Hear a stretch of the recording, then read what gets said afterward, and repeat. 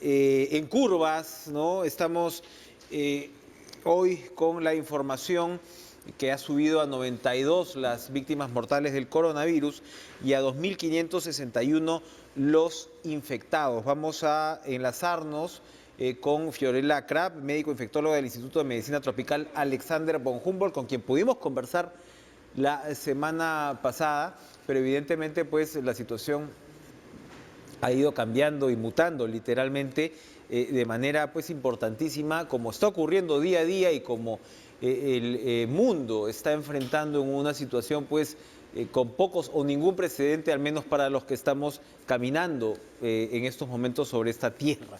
¿Estamos ya enlazados con Fiorella? ¿Qué tal Fiorella? ¿Cómo está? Buenas noches, gracias por esta nueva comunicación. Hola, ¿qué tal? ¿Cómo estás? Buenas noches. Bien, bien. Bueno, lo primero es, frente a la conversación que tuvimos la semana pasada, este número de 2.561 infectados, diagnosticados por supuesto, ¿qué nos dice? ¿Qué nos dice del avance de la enfermedad en nuestro país?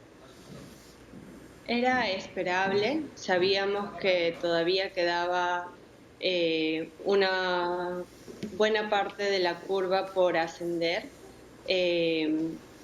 Felizmente las medidas de distanciamiento social se aplicaron tempranamente y creo que estamos ya comenzando a ver esos resultados. Generalmente lo que se ha visto es que toma 2 o 3 semanas ver los resultados realmente de acciones que se tomaron en cuanto a, digamos, acciones para disminuir la transmisión del virus, ¿no? En la sociedad, cerrar colegios, prohibir eventos masivos y la intervención más drástica, que es básicamente hacer esta cuarentena. Los efectos generalmente tardan 2 o 3 semanas en comenzar a verse. Y lo estamos viendo, creo, cuando comparamos qué tan rápido se está diseminando el virus o se están presentando en realidad los casos esta semana en comparación con países que tomaron estas medidas más tardíamente. Estamos comenzando a ver que la curva definitivamente se ha inclinado, ha bajado. Qué tan rápido se duplican nuestros casos está más bajo que Italia cuando comenzaba a subir la curva, lo cual es bueno. Creo que todavía estamos recién comenzando estas 2 semanas críticas en donde probablemente vamos a ver muchos más casos. Y acá ya juega un rol muy importante nuestra capacidad de respuesta en el sistema de salud. ¿Por qué, ¿No? por qué están, para que los televidentes lo puedan entender, por qué se instala esta noción de que las 2 semanas próximas serán críticas y que, digamos, vas a llegar al pico precisamente en ese trayecto, en esa trayectoria de la curva? ¿Cómo es que se van moviendo estos virus para que se tenga al menos la idea o la proyección más o menos clara de que va a llegar a este pico en alrededor de 8 o 10 días, como lo ha señalado el presidente? Bueno, ya con la experiencia de otros países se han podido hacer modelamientos matemáticos en donde se ponen bastante información, ¿no? Qué tan rápido se está transmitiendo el virus dentro de una región, que también se está identificando los casos, ¿no? A través de pruebas, qué tanto están apareciendo los pacientes en los hospitales y falleciendo. Muchos factores entran en este modelamiento, que en realidad no soy experta de eso, pero se puede ver cuál es la tendencia de la curva y con cierto rango de error, pero más o menos uno puede describir cuál es la tendencia, ¿no? Y lo que se ha calculado es que estamos ahora duplicando casos cada 5 días y por lo tanto, si seguimos con esa trayectoria, es muy posible que lleguemos a tener unos 5.000 casos probablemente en el transcurso de los siguientes 10 días. Ujú. La semana pasada usted señalaba y ya daba cuenta pues de estas investigaciones que avanzan día a día en realidad, ¿no? Nos comentó de los medicamentos de la malaria, que el viernes en este programa el ministro confirmó que ya hay autorización, ¿no?, para su uso acá. Se espera, ¿no?, que esto mitigue o alivie casos que no son de mucha gravedad, ¿no? Y por ahí más o menos se está desarrollando. Pero el otro tema, por supuesto, que también lo conversábamos la semana pasada, es la esperanza en torno a las vacunas. Digamos, líneas de esperanza que vayan desarrolladas con el tema de la posibilidad de acceder a una vacuna? Sí, en realidad está avanzando muchísimo todo lo que se está haciendo en cuanto a tratamientos y posibilidad de vacunas. Ujú. Hasta esta mañana que revisé, habían 3 posibles vacunas que ya estaban en fase 1, que es cuando comienzan a probarlas en humanos, que es un paso muy grande. Por supuesto, va a tomar mucho más tiempo saber que funcionen, que son seguras, que se puedan dar a la población. Eso no es algo que esperamos en el corto tiempo, en Ujú. el corto plazo. Probablemente tome al menos un año, posiblemente tener una vacuna, si no es un poquito más.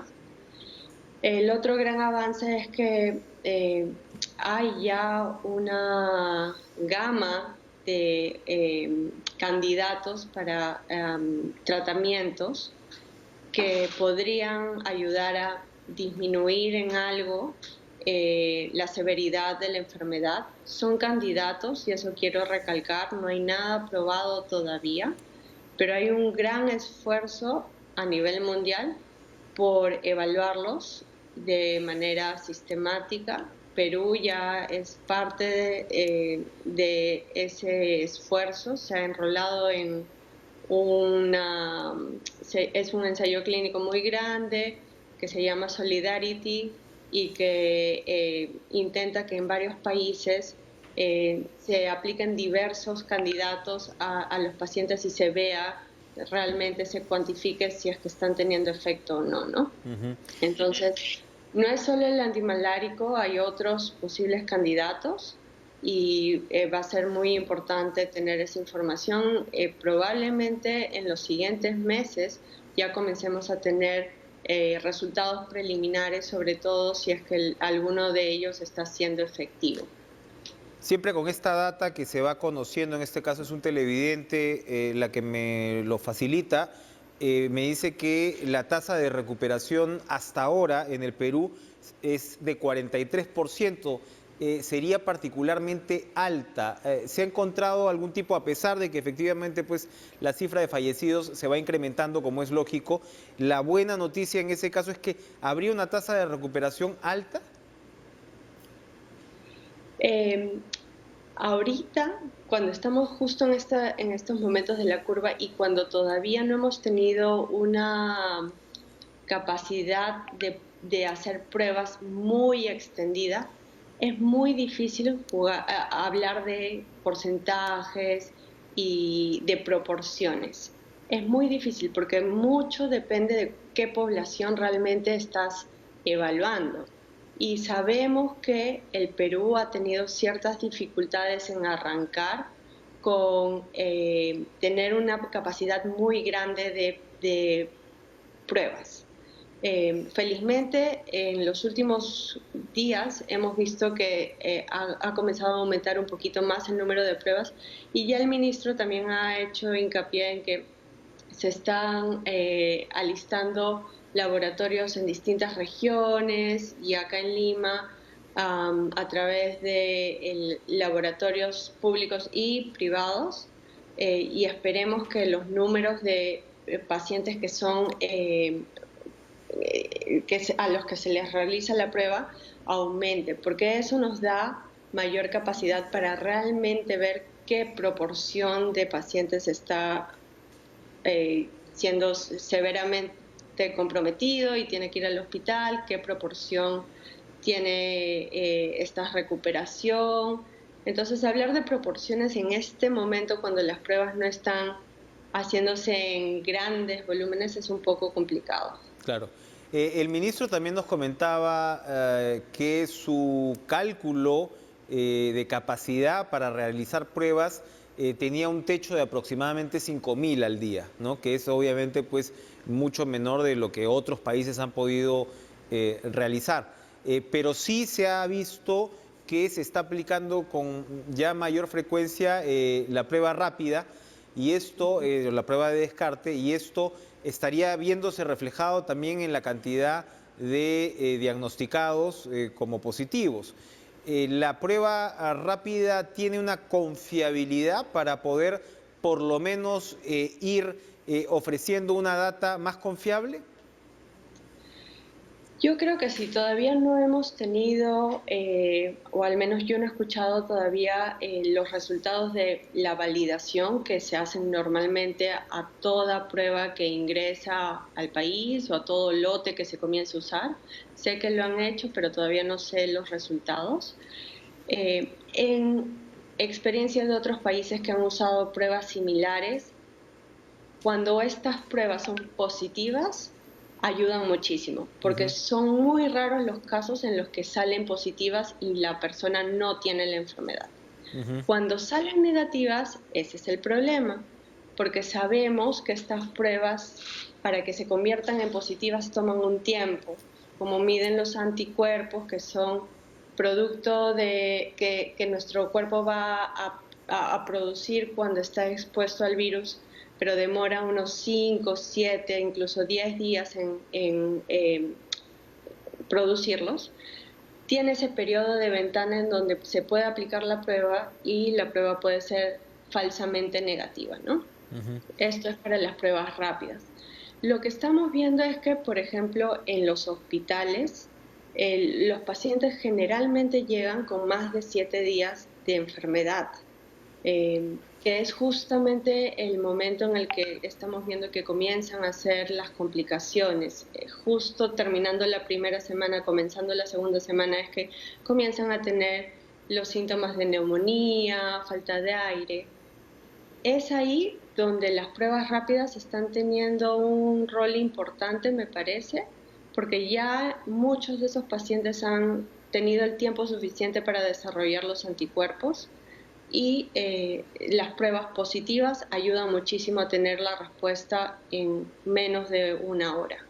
Ahora, tenemos pues una limitación, como usted señala, ¿no?, en el tema de la estrategia de diagnóstico, y todos los países que han ido avanzando hacia el combate del coronavirus pareciera que forzosamente tienen que combinar el tema del aislamiento social y la cuarentena, el distanciamiento social, con eventualmente un tema de diagnóstico que tiene mucho casi de inteligencia policial.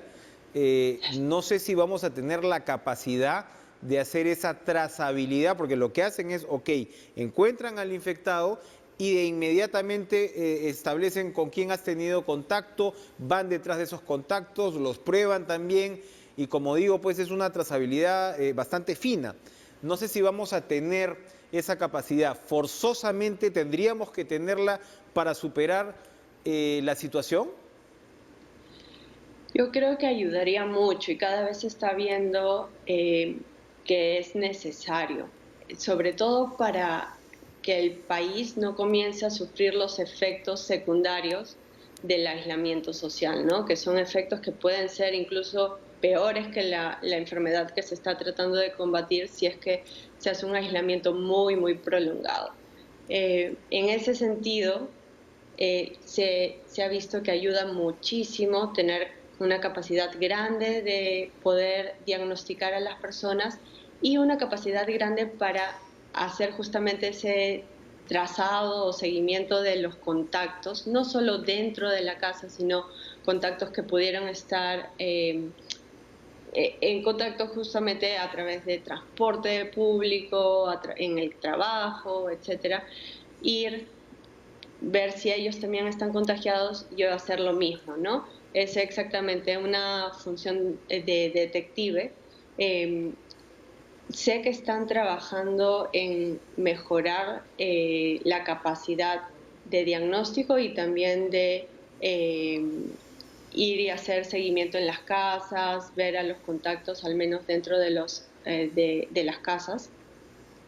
Lo que sí creo que puede ser factible y implementarse de manera fácil es hacer esta estrategia en las regiones donde hay menos casos. Para eso, en este momento hay varias regiones del Perú que tienen menos de 20, 30 casos. En esas regiones es crítico que se priorice esta estrategia para no tener que hacer lo que se ha tenido que hacer ahora en todo el Perú, ¿no? Que es cerrar todo, inmovilizar todo. Si en estas regiones con pocos casos se pueden hacer estos cercos epidemiológicos, se llaman, en donde detectas un caso y cercas, inmovilizas a todos los contactos hasta que se sabe son positivos o negativos, y a los positivos los cercas, etcétera, puedes hacer esos aislamientos específicos y dejar que el resto de la región funcione y no se paralice la economía, la producción, etcétera. Muy bien. Para finalizar, desde su experiencia, lo que estamos viendo ya con el comportamiento del virus, otra vez el ministro nos decía el viernes que en el caso del Perú el virus ha mutado en 3 ocasiones, según el rastro pues, que se le ha seguido, y tenemos claro pues, que en nuestro caso vino de Europa. Este virus es más mortal que otros similares, porque en un momento pues, se habló que la tasa de mortalidad era relativamente baja, pero luego se ha abierto toda esta diferenciación entre el tipo de paciente. ¿Es más o menos mortal que otros virus que hemos visto pues, en el pasado? Bueno, se sabe que tiene mayor mortalidad que el virus de influenza, por ejemplo, que es un virus que circula y que causa muertes constantemente.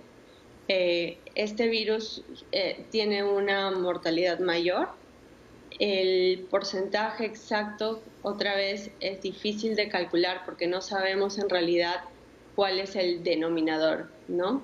Solo sabemos de los que se les hace la prueba cuántos terminan falleciendo, pero sabemos que ese es un subregistro en todos los países, porque hay una buena proporción que tienen síntomas leves y que nunca tienen la prueba y que no van a ese denominador, y probablemente lo que hace es simplemente que seleccionemos por la población que tiene mayores síntomas y por lo tanto pueden terminar con más chance de fallecer.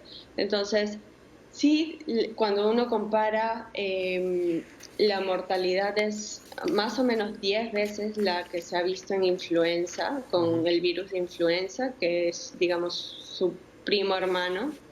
Es menor que otros coronavirus, como el MERS o el SARS-1, que tuvieron brotes recientes en Asia y que la mortalidad era mucho mayor. Pero bueno, todavía no tenemos un número exacto. Sabemos que está entre esos dos, digamos, familias de virus. Y por supuesto, pues con una gran capacidad de contagio que probablemente pues, lo hace más complicado, ¿no? que estos últimos que usted señala. Muchas gracias, Fiorella, por acompañarnos esta noche en Cara a Cara. Gracias. Hasta luego. Y seguramente volveremos a hablar, porque yo pensaba hace un poquito, si antes los periodistas hemos venido entrevistando a constitucionalistas, pues ahora tenemos que entrevistar a infectólogos, porque son los que realmente nos ubican en una situación y un desafío mayúsculo como el que vive el mundo ahora mismo. Vamos a hacer una pausa y regresamos con más en Cara a Cara.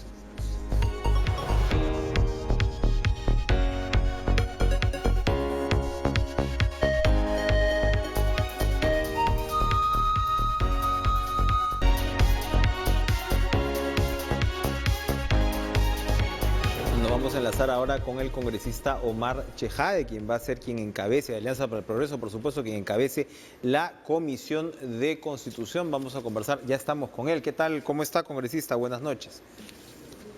Gracias, Enrique, por la invitación. A los amigos de TV Perú, mis buenas noches. Cuénteme, por favor, antes de pasar a los proyectos que le dará prioridad a la Comisión de Constitución. Su opinión sobre esta ley del 25% de retiro de las AFPs, cuya autógrafa ya fue remitida al Ejecutivo. Ahora se abre el periodo Como bancada, para establecer si el Ejecutivo la observa o no. mira, nosotros como bancada, Enrique, es de público conocimiento, hemos estado muy unidos en Alianza para el Progreso. De hecho, hemos sido uno de los proponentes en nuestra bancada, proyectantes, sobre esta norma, este proyecto de ley que ha sido aprobado por 107 votos, por enorme mayoría, casi unánime en el Congreso de la República, para que los fondos, o el 25% de los fondos de los pensionistas de las AFPs puedan retirarse hasta un monto máximo de 3 UITs. Esto es casi 13.000 soles, 12.900. Es evidente que, como toda norma aprobada por el Congreso de la República, tiene que merecer, digamos, la ratificación del presidente de la República, salvo que éste quiera observarla, está dentro, digamos, de las potestades del jefe de Estado. Para esto tendría 15 días hábiles. Tengo entendido que en estas horas le habría llegado ya al presidente la norma aprobada el viernes último del Congreso de la República sobre el retiro del 25% de las AFPs, y tiene 15 días hábiles para aprobarla, para promulgarla o para observarla. Estamos hablando prácticamente, si contamos los feriados, son días hábiles, no calendario, tendría tiempo hasta el 27 o 28 de abril para poder promulgarla u observarla. Si el presidente, digamos, no la promulga, vamos a suponer que la observe, está en su derecho, aunque no nos parecería, digamos, lo lógico ni lo razonable, pero sí es constitucional que lo pueda observar. Esto regresaría al Congreso de la República y, por insistencia, con una mayoría calificada de mínimo 66 votos, que es la mitad más uno del número legal de congresistas de la República, que obviamente el Parlamento lo tiene, el Parlamento por insistencia lo puede aprobar, lo puede promulgar. Y al día siguiente, digamos, estaría publicado ya como norma oficial en el peruano. Esto siempre y cuando el presidente lo observe. El Congreso de la República, reunido en sesión como agenda número 1, con 66 votos, podría, por insistencia, promulgarlo. Evidentemente esa votación la tenemos, hemos tenido 107 votos a favor, así que 66 votos no será un obstáculo como para poder, digamos, promulgarla, así es que el presidente la observa. Esperamos que el presidente de la República, digamos, tenga la sensibilidad social que ha mantenido durante todo este tiempo con la población y pueda aprobar la norma sin necesidad que el Congreso la insista y la apruebe por su cuenta, ¿no? La crítica recurrente de los especialistas ha ido por el lado de, bueno, este Congreso entra y es de saque populista, quiere ganarse aplausos y en realidad en medio de una situación tan complicada como la que se está viviendo, termina por desviar lo que debería ser una estrategia unificada, en este caso pues desde el lado del Ejecutivo, del MEF, de los entes económicos, y lo que podía ser pues una reforma para más adelante la está sacando con forceps ahora mismo. ¿Qué responde a esa crítica? No, bueno, aceptamos todo tipo de críticas, Enrique, somos respetuosos democráticamente, cualquier crítica venga de donde venga. El Congreso no es populista, el Congreso está haciendo o ha elaborado y aprobado una norma, digamos, necesaria, una norma que, digamos, la población estaba esperando. El presidente de la República, el señor Vizcarra, ha reconocido hidalgamente que en los últimos 20, 25 años la AFP se ha portado de manera abusiva con los pensionistas, que no ha reconocido muchos derechos, y en todo caso el Congreso de la República ha hecho lo que tenía que hacer, es decir, pensar en las grandes mayorías. Yo sé que esto no es la panacea ni es lo único, yo sé que hay un casi 70% de informales que están esperando, digamos, más alivios a su economía, pero hemos comenzado por algo importante y creo yo que va a aliviar a millones de peruanos. Fíjate que el año 2016, cuando yo terminaba mi periodo en el Congreso antepasado, nosotros aprobamos una ley importante que era el retiro del 95.5%, casi el 96% de los fondos de los pensionistas, siempre y cuando tengan más de 65 años de edad. Y en esa oportunidad, Enrique, te acordarás que hubo una inmisericordia protesta de las AFPs, digamos, pronosticaron apocalipsis, una guerra prácticamente económica nuclear en el país y que la economía iba a quebrar. Hubo una serie de lobbies, digamos, grotescos de muchas AFPs y al final, contra todo pronóstico, nosotros no hicimos caso de esos lobbies políticos de estas AFPs y aprobamos la norma contra viento y marea en el verano del 2016, el último año de nuestra gestión. Y no pasó nada, han pasado 4 años, ha beneficiado a millones de personas luego de los 65 años de edad, la economía sigue igual, no ha quebrado, el suelo sigue parejo. Así que estas críticas o estos lobbies de las AFPs o de la mayoría de AFPs, la verdad nos tiene sin cuidado. Y por último, para decirte algo más, Enrique, el Congreso de la República va a seguir colaborando con el gran esfuerzo que es el presidente Vizcarra, que lidera la lucha contra el COVID, pero que quede claro que el Congreso de la República tampoco va a ser ni es mesa de partes del Poder Ejecutivo. Bien, bueno, pero en fin, podríamos hablar más del tema, pero yo quería preguntarle sobre las prioridades de la Comisión de Constitución. Evidentemente esta crisis, ¿no?, esta pandemia, nos toma en un momento en el cual había mucha atención puesta sobre los temas de reforma política, el tema del calendario electoral, ¿no? Comienzan a aparecer algunos interrogantes, algunas señales de interrogación sobre esa secuencia, ¿no?, si se podría alterar o no, y por supuesto pues hay inquietud más allá de la evidente urgencia que significa el combate contra el coronavirus. ¿Qué es lo que usted va a priorizar en la Comisión de Constitución? Mira, priorizar por la urgencia, evidentemente tenemos una lista, solamente para comentarte y darte la primicia a los amigos de TV Perú, Canal del Estado, a Enrique Chávez, buen amigo, es que el próximo lunes a las 10 de la mañana se está instalando la Comisión de Constitución. El lunes 13 de abril, 10 de la mañana, en la sala Grau del Congreso de la República, el Palacio Legislativo. A las 10 de la mañana se instala la Comisión de Constitución, se instala obviamente nuestra presidencia, que esperemos que todo salga bien a pesar de la coyuntura adversa que vive el país, lamentablemente. Y dentro de las prioridades, Enrique, tiene que estar evidentemente el tema el tema electoral, el tema partidario, porque ya había habido una aprobación en el Congreso disuelto, sobre todo un cronograma de primarias internas, los pasos, las primarias, digamos, públicas abiertas, y luego la convocatoria de elecciones para el próximo año. Todo eso ya está aprobado. Entonces, nosotros vamos a priorizar, digamos, esta agenda. Vamos a tratar de salvar este cronograma. La verdad, te lo digo con toda honestidad, Enrique, lo veo bastante complicado, bastante difícil.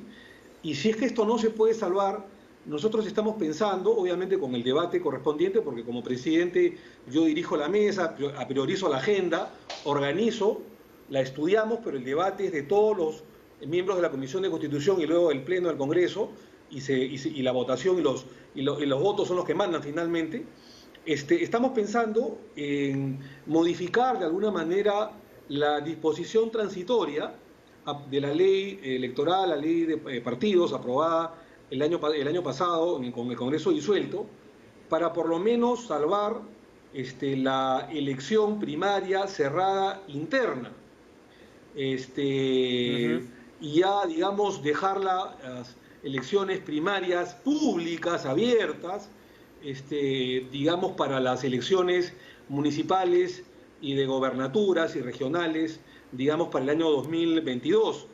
Pero para salvar las elecciones generales para Congreso de la República y Presidencia de la República, con una modificación de la disposición transitoria podemos salvar por lo menos las elecciones primarias, cerradas internas, dentro del partido, que podrían ser entre noviembre o diciembre, octubre, si somos muy optimistas, pero noviembre creo que es una buena fecha, de acuerdo a los problemas que hay con esta lamentable pandemia que vive el país, el confinamiento y la cuarentena.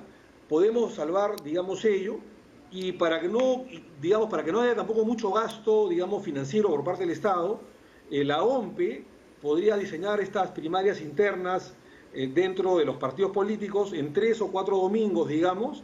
El financiamiento no va a ser, digamos, demasiado caro, y esto podría dar tiempo para que en noviembre se programen estas primarias internas, cerradas, dentro de los partidos políticos, que sería a través de delegados de listas en un militante, un voto, digamos, ¿no? Entonces, o sea, creo yo que esto... estarían Bien, las dos opciones, las delegaturas y un militante, un voto.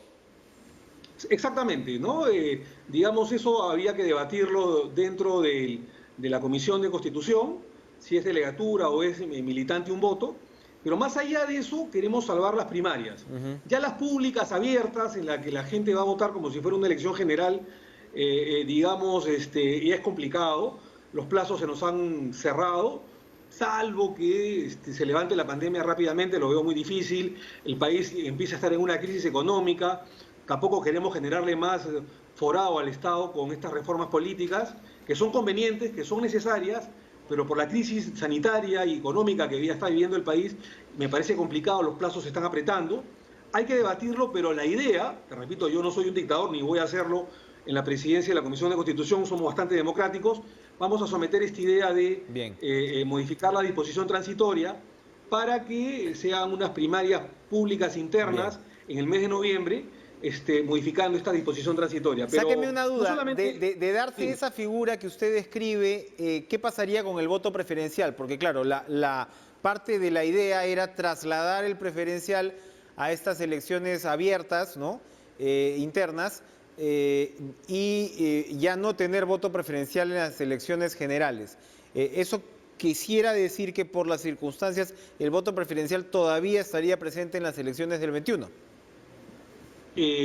Mira, la idea es, digamos, que en la elección del 21 ya no existe el voto preferencial, que fue además nuestro lema de campaña, ¿no es cierto? Sí. Y que esta simplemente se traslade a las primarias internas cerradas. Okay. Ese es un tema que hay que debatirlo. Enrique, creo yo que además de esta agenda importante está la eliminación de la inmunidad parlamentaria.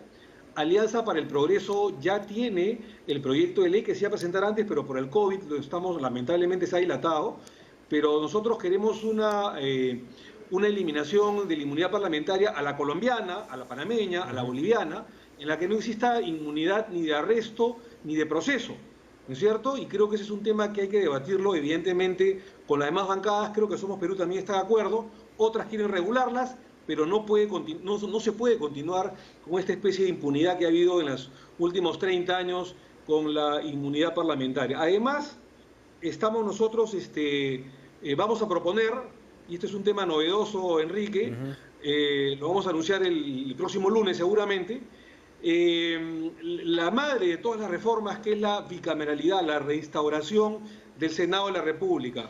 No vamos a forzarlo, no queremos forzarlo para el año 21, evidentemente los plazos son muy cortos, pero con un análisis inteligente, ya lo adelantamos el otro día, con una disposición transitoria, podemos comenzar a que estas elecciones, esto que se puede aprobar en el Congreso de la República vía reforma constitucional y reinstaurar el Senado de la República, que no sea muy costoso, que no sea demasiado oneroso, que no origine más gasto al presupuesto nacional, pueda, digamos, votarse en las elecciones del año 22, que tampoco origina más gasto electoral, es decir, con las elecciones para alcalde y para gobernador regional, para que comience a funcionar el Senado a partir de enero del 2023, para que el primer periodo tenga 3 años y medio, de enero del 23 a julio del 26, y luego, 3 años y medio, y luego ya el segundo Senado ya se normalice los 5 años junto con la Cámara de Diputados. Interesante. Que sea un Senado revisor, reflexivo, que mejore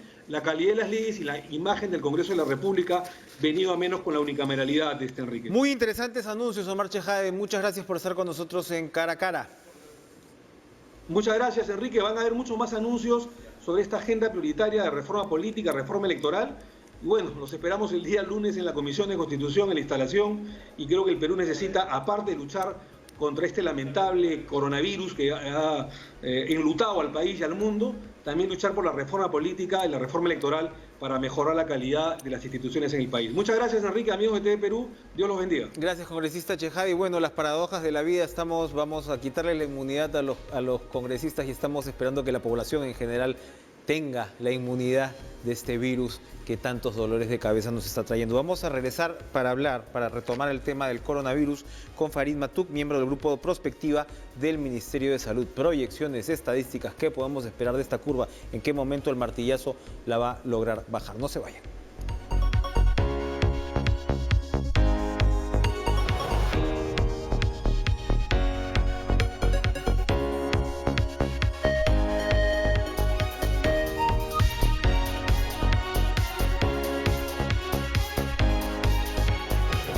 Esta suerte de pico y placa, ¿no?, que se ha impuesto entre géneros, ¿no?, fue calificado como el segundo martillazo después de la medida inicial de cuarentena. No sé si esta última medida anunciada y ya oficializada en el diario El Peruano de inmovilidad total para jueves y viernes santo de esta semana sería considerada como el tercer martillazo para, pues, achatar esta famosa curva del coronavirus. El economista Farid Matuk es miembro del grupo prospectiva del Ministerio de Salud y precisamente venía él advirtiendo en los últimos días que el segundo martillazo buscaba básicamente que no se queden pacientes que tengan necesidad de llegar a UCI, a la unidad de cuidados intensivos, sin esta condición, que puedan entrar básicamente todos, y que el objetivo es ese.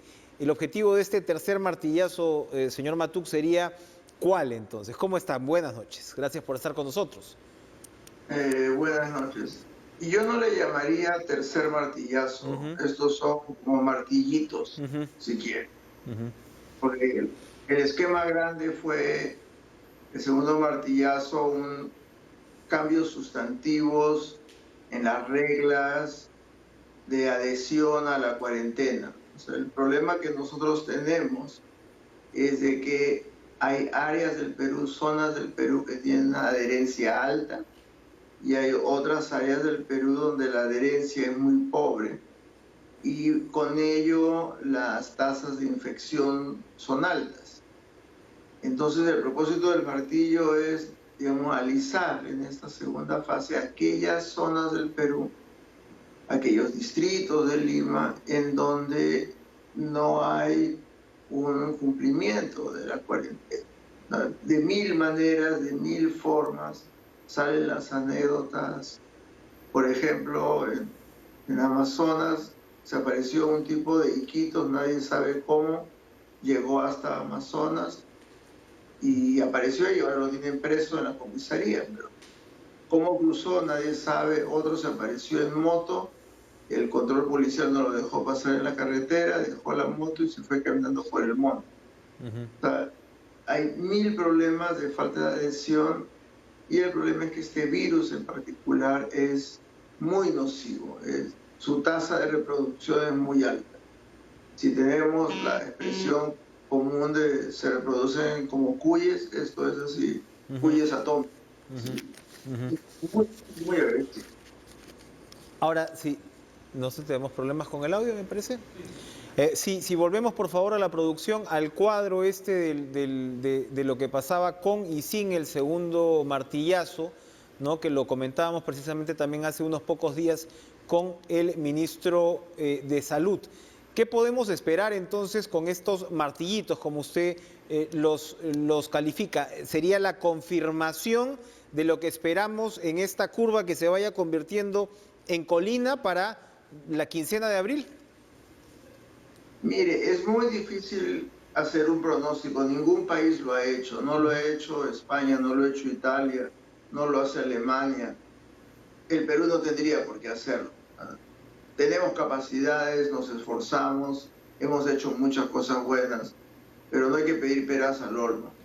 Ningún país europeo le dice tal fecha porque Perú debiera tener una fecha. El primer país europeo que ha salido es Italia. Salió la noticia ayer, pero el gobierno no lo había ofrecido, no lo había mencionado, nada de nada. Entonces, la idea es que podemos salir cuanto antes, podemos salir en condiciones seguras, sobre todo, lo más importante, seguras, porque una reinfección sería terrible, terrible para las personas y los que están apurados por la que la actividad económica se reinicie, les va a ir peor. Si se inicia se levanta la cuarentena y se inicia después, y por ahorrarse 2 semanas van a acabar 4 de cuarentena. O sea, si no se hace en el tiempo apropiado, es como que usted deje unos virus sueltos por ahí y otra vez va a tener que entrar en una cuarentena. Entonces ahí hay un equilibrio muy, muy complicado en cuándo es el momento apropiado. Los riesgos son muy altos y esto no es paludismo, dengue, viruela, sarampión, rubeola. O sea, todas esas epidemias las conocemos, las han estudiado, gente ha hecho su tesis de doctorado. Aquí tenemos un virus que lo único que sabemos es lo que le pasó a China primero, Corea después y ahora salió Italia. Y no sabemos más. El grupo de prospectiva, sí, lo comentábamos también con el ministro de Salud. Él señalaba que la capacidad máxima, entre comillas, del Perú para la aplicación de pruebas serían alrededor de 5.000 pruebas diarias. Eso evidentemente es menor que otros países que han logrado una política de diagnóstico mucho más agresiva, pero el ministro es, digamos, bastante honesto y transparente en reconocer cuál es la situación y la posibilidad a la que puede llegar el Perú. En el grupo prospectiva se están incorporando estas variables también para realizar proyecciones, es decir, cómo puede ir evolucionando la situación a partir de este número de pruebas que se puedan tomar diariamente. Mire, tenemos techos estructurales.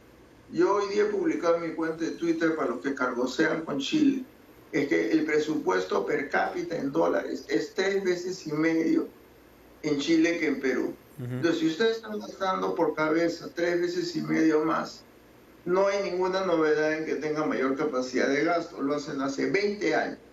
Hace 20 años, está el gráfico ahí, había una brecha y ahora la brecha se ha incrementado. Perú ha crecido mucho más que Chile y aún así la brecha de salud per cápita ha empeorado contra el Perú. O sea, tenemos limitaciones estructurales de décadas y eso no puede modificar. Número de camas, no hay camas, no se han construido hospitales, no se han comprado ventiladores. O sea, se está rascando la olla de lo que hay, pero hay una política estructural con la minimización del Estado, que los privados, que el libre mercado, y ahora tenemos una circunstancia en que lo único que puede resolver un problema de este tamaño es el Estado, no es el libre mercado. Entonces, que no hay facilidades, no hay. ¿Por qué no hay? Porque no se ha hecho nada en 20 años, a pesar de que hemos crecido. Somos de los países limítrofes del Perú, somos el país que más ha crecido por lejos. Pero ha habido una política pública de 5 gobiernos en donde no se ha invertido en salud y ahora viene la factura. Es todo.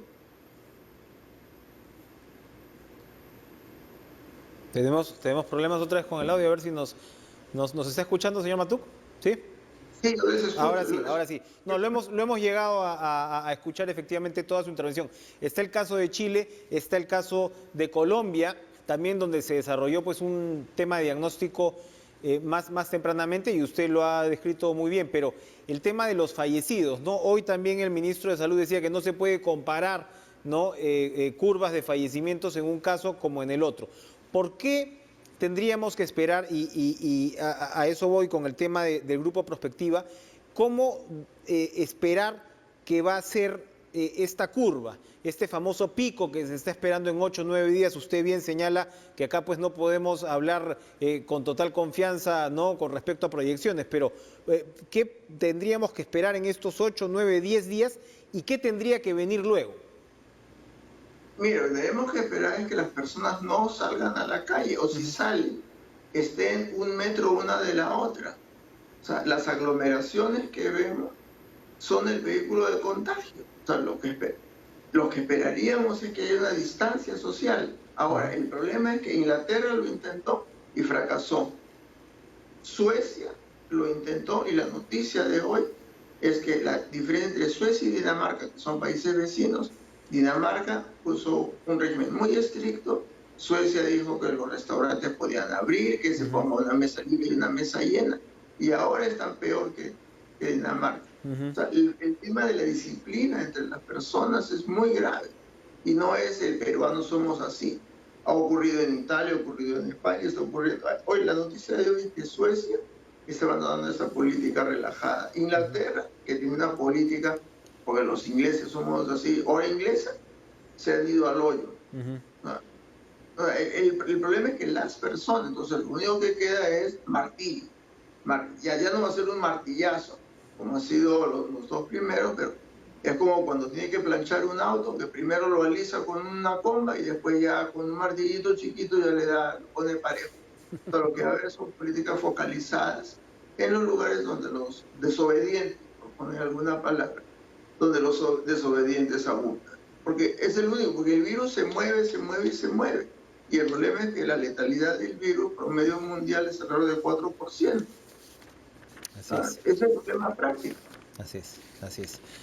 Bueno, gracias Farid Matuk por esta intervención bastante pues interesante, bastante completa y bueno, muy clara en términos de cuál es la filosofía esta del martillo y en este caso pues de los martillitos cuando faltan pocos días para que termine el periodo oficial entre comillas de la cuarentena que como usted lo está adelantando pues obviamente no va a volver la situación a la normalidad otra vez entre comillas de un día para otro, ¿verdad? Así es.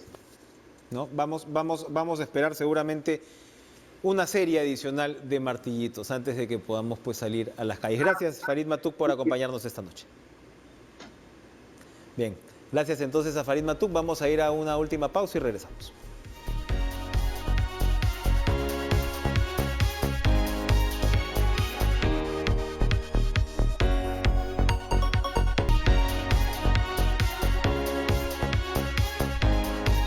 Después de esta hora de martillazos, de martillitos, espero que todos esos golpes desaparezcan por unas horas y usted pueda tener pues una noche plácida y de sueño, porque también todo eso se va afectando pues un poquito, ¿no? A lo largo pues de una cuarentena prolongada como la que estamos viviendo, lo dijo nuestra primera invitada, no hay sociedad que vaya pues a aguantar los efectos secundarios, ¿no? De un aislamiento como este que se prolongue de manera indefinida y también, como lo decía Farid Matuk antes de la pausa, pues probablemente nos toquen todavía unos días más para poder ajustar a esta pandemia frente pues a las limitaciones que obviamente tenemos y las opciones que tiene el Estado frente a sí.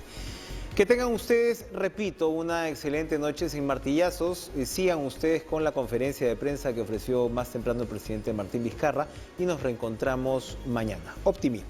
Buenas noches.